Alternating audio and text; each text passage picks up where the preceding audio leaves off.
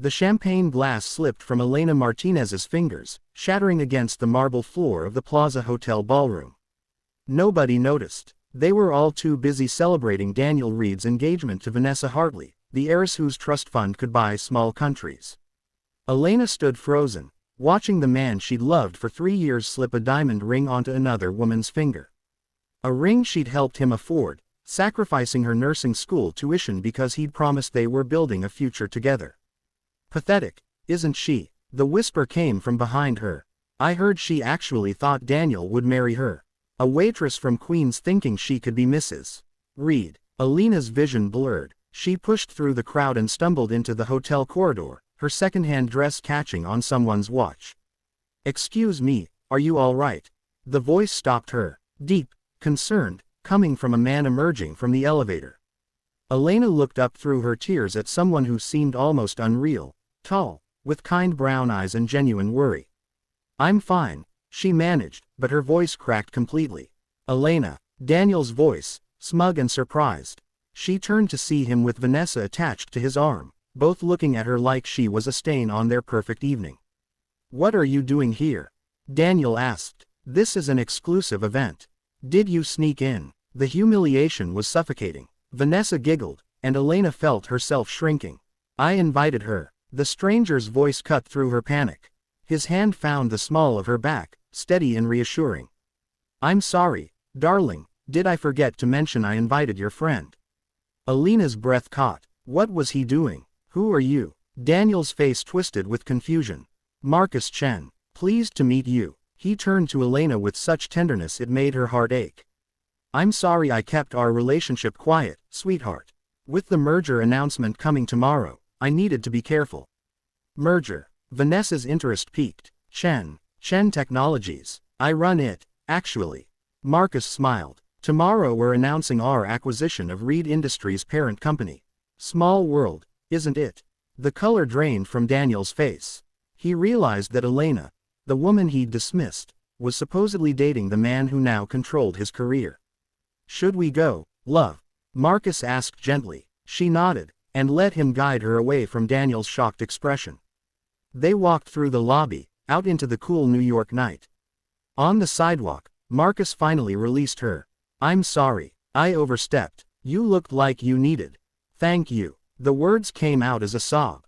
"I don't know who you are or why you did that, but thank you." Marcus handed her a handkerchief. "There's a diner around the corner. Let me buy you coffee." 20 minutes later, Elena poured her heart out to this stranger. She told him about Daniel's promises, about the $35,000 she'd given him, about dropping out of nursing school to support his dreams. "I gave him everything," she whispered. "And when he finally made it, he left me for someone who could elevate his social status." Marcus was quiet. "I didn't lie about the merger. That's real. It's being announced tomorrow." He leaned forward. "And I have a proposition. I need someone to head up our community health initiative. Someone who understands sacrifice and cares about people more than profit. $120,000 a year, plus full tuition coverage to finish nursing school." Elena stared at him. "You can't be serious. You don't even know me. I know you gave up your dreams for someone who didn't deserve it. I know you showed up tonight even though it was torture. And I know what it's like to be underestimated." His voice grew thick. 5 years ago, I stood outside a party watching the woman I loved marry someone richer. I wished someone would make me feel like I mattered. I can't change the past, but I can make sure you don't feel invisible tonight." Tears streamed down her face. "Why are you doing this?" "Because you deserve it." He slid a business card across the table. "Show up Monday at 9. And Elena, that man will spend his life wondering what he lost. Don't spend another minute wondering if you were enough. You were always enough." 3 months later, Elena presented the results of their community health program. 3,000 families served, 5 nursing school scholarships created, mobile clinics in 4 boroughs. After the presentation, Marcus approached her. "Incredible work. I couldn't have done it without this chance," Elena said softly. "Can I tell you a secret?" Marcus stepped closer. "That night, when I told Daniel I was acting like I loved you, I wasn't entirely honest." Elena's heart stuttered. "What do you mean?" "I mean I wasn't acting about the love part. Just the timing." His hand found hers. You can't love someone you just met. But you can spend 3 months getting to know them, watching them transform pain into purpose. And somewhere along the way, the acting becomes real. Marcus, you asked me to act like I loved you that night, he said softly. But Elena, I stopped acting a long time ago.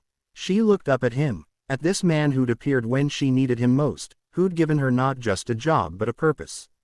I stopped acting too, she whispered. His kiss was gentle, reverent, real. Outside, New York City sparkled with possibility. Somewhere, Daniel was still chasing status. And somewhere else, families were receiving healthcare because Elena had been brave enough to ask a stranger for help, and that stranger had been kind enough to say yes. Sometimes salvation comes in unexpected forms. Sometimes the worst moments become doorways to the best. And sometimes, when you're brave enough to ask someone to act like they love you, you discover they don't need to act at all. Because real love doesn't perform. It shows up. It sees worth where others see weakness. And it transforms broken hearts into instruments of healing, not just for ourselves, but for everyone we touch along the way.